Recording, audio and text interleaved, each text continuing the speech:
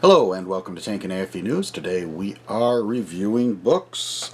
We have The Dark Age of Tanks, Britain's Lost Armour, 1945 to 1970 by David Lister.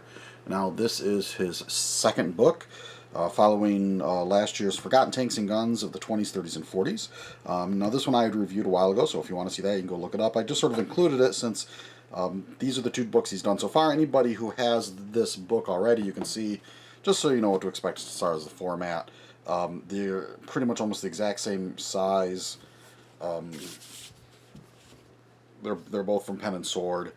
This one's a little larger in terms of pages, but just so you know what to expect as far as the physical book itself. So we can put this one aside now and focus on the book that we are going to review today.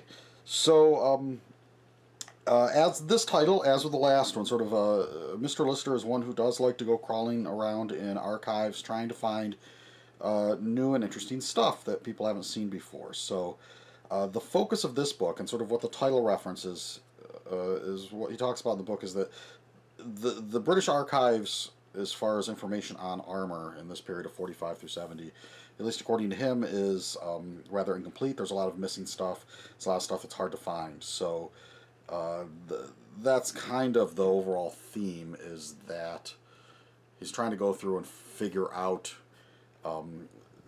piece together the history of British armor development in that period. Because there really isn't anything on the level of, say, like with the history of U.S. armor in the post-war period. You have the Honeycutt books. You know, in the United States, we're just lucky enough to have somebody like Honeycutt, who had the time and the money to do all that research.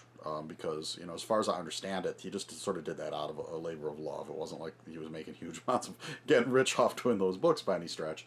You know, and with British armor history, you know, the World War II era and the pre-World War II area, we know pretty well. I mean, in large part thanks to the work of David Fletcher, and, you know, certainly been plenty of other people who've written on British wartime armor. As far as post-war armor, though, not nearly as much is written and published as you might think.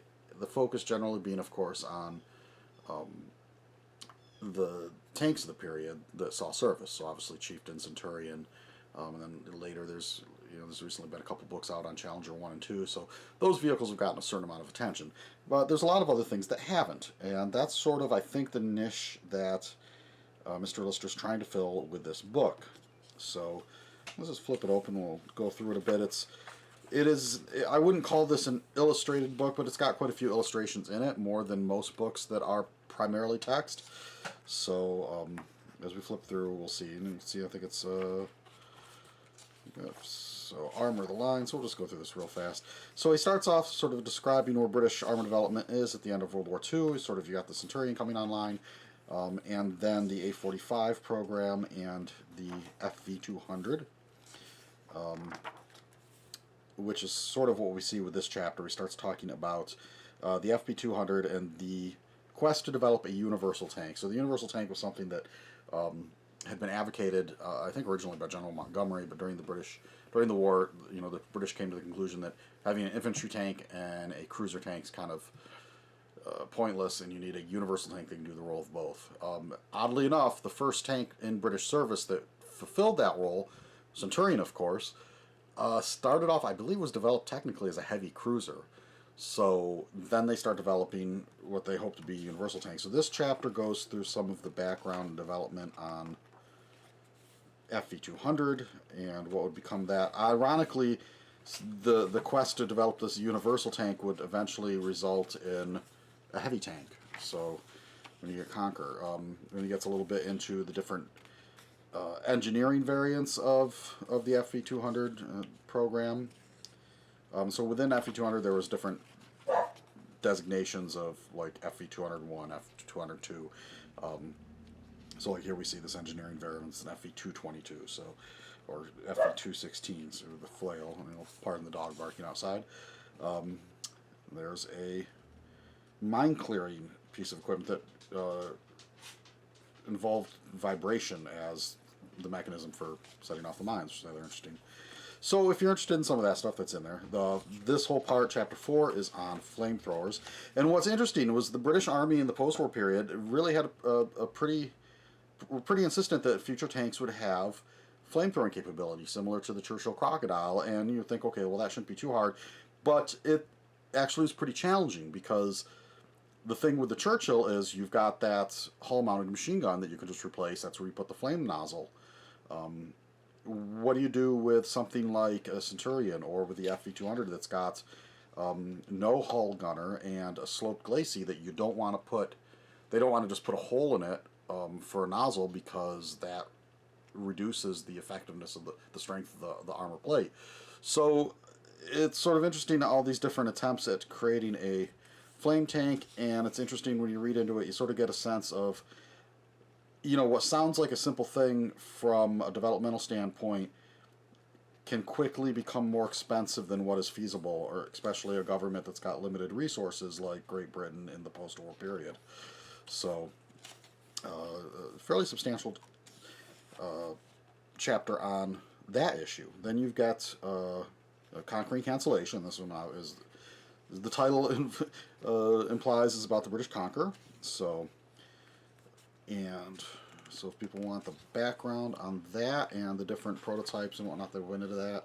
And so you see there are different illustrations and pictures. Like I said, not a ton, but enough to sort of give you an idea of what he's talking about. And I got the feeling he probably would include more if he could have found them. In a lot of cases, that's just some of the stuff, as the title of the book implies, they just have trouble finding. It might still be out there, but who knows, because records have been lost or destroyed or whatever. This chapter here, of course, we're getting into these sort of really bizarre things when you get in attempts to put like 183mm guns on tank chassis, so sort of really high firepower items.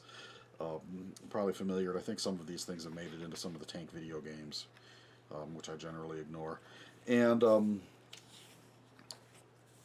other different aspects of firepower. So here we're talking about liquid propellant guns, which is an interesting idea. Instead of having a projectile with solid propellant in a case or in a bag or however you're going to do it, instead you've got a system where all you have to do is put the projectile in the gun, and then you've got a series of sort of tubes and injectors and whatever that put a liquid propellant in there. And it's one of those ideas that sounds really simple in concept and is extremely difficult in execution.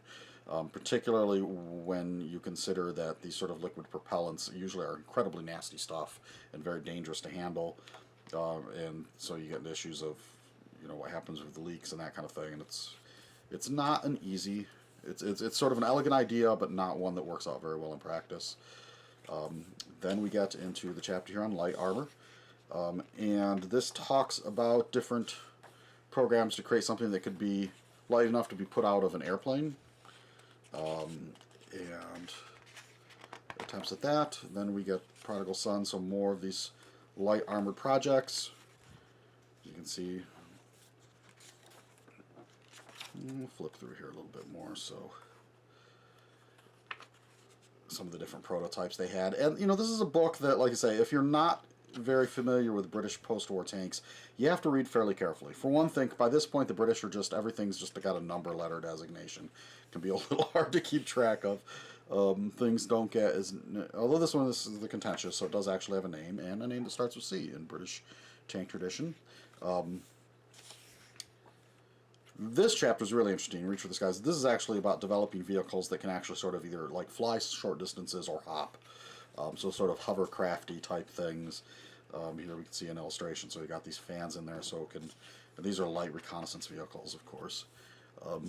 Here we see a version marked with guns. So that's of interest, you know, but nothing that turned into serviceable vehicles.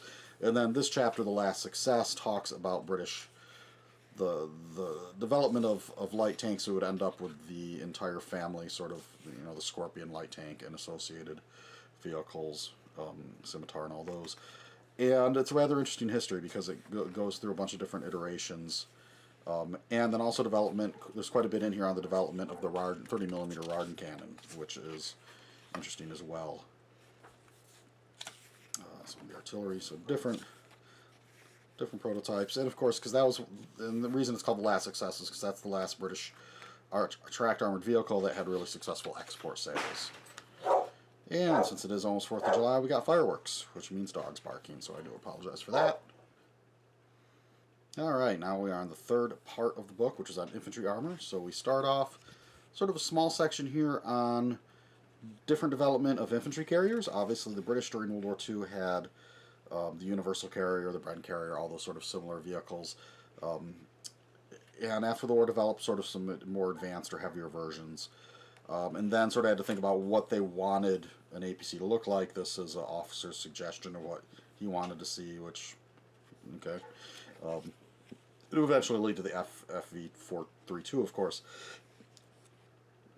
This section, Return of the Infantry Tank. So this was when they started to worry that Soviet heavy machine guns could take out FV432s at a distance that they couldn't really respond, so the idea was to put some sort of a turret on the infantry carriers, and sort of a predecessor to the infantry fighting vehicle, somewhat.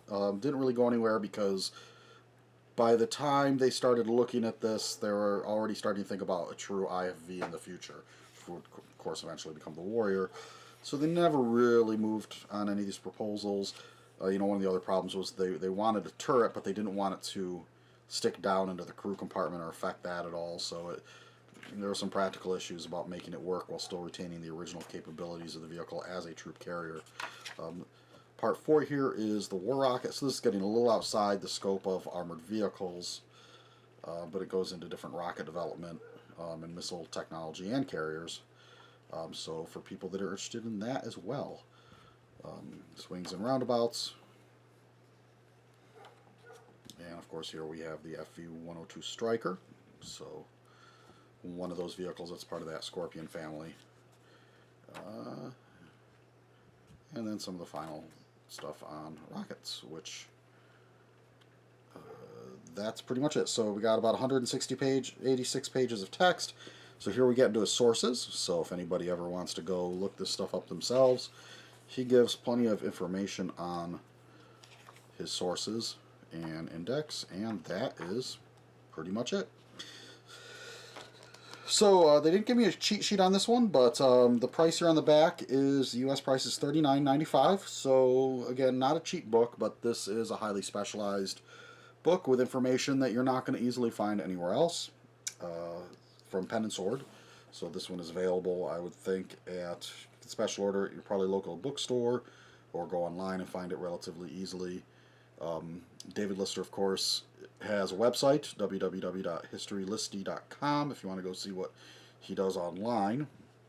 What else can we say about this book?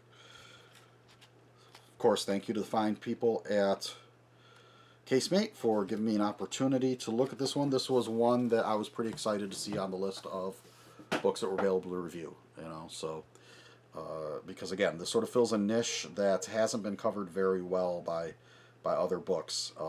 And one thing you notice in this book, the two things he does not cover are Centurion development and Chieftain development, and Challenger, of course, because that falls outside that 1970 time frame. Challenger, Chieftain, and Centurion have been covered in other books. A lot of the stuff that's in here hasn't. So, like I said, it's nice for filling in those gaps. It's probably somewhat of a challenging book for somebody who doesn't already have a pretty good understanding of armor development in general, and particularly British post-war armor, at least the general time frame. This is not a book you would want to start out with on the topic. This is more of it's almost like this book is like an extended series of endnotes in a way. It's like all these little oddball facts and things about British armor development that kind of isn't relevant to the main, some of the main vehicles that actually went into service. This is all that other weird oddball stuff on the outside. So with that, I think that's all I have to say on The Dark Age of Tanks, Britain's Lost Armour by David Lister. So this one definitely gets a thumbs up for anyone that's interested in this topic. Thank you much, and we'll catch you on the next one.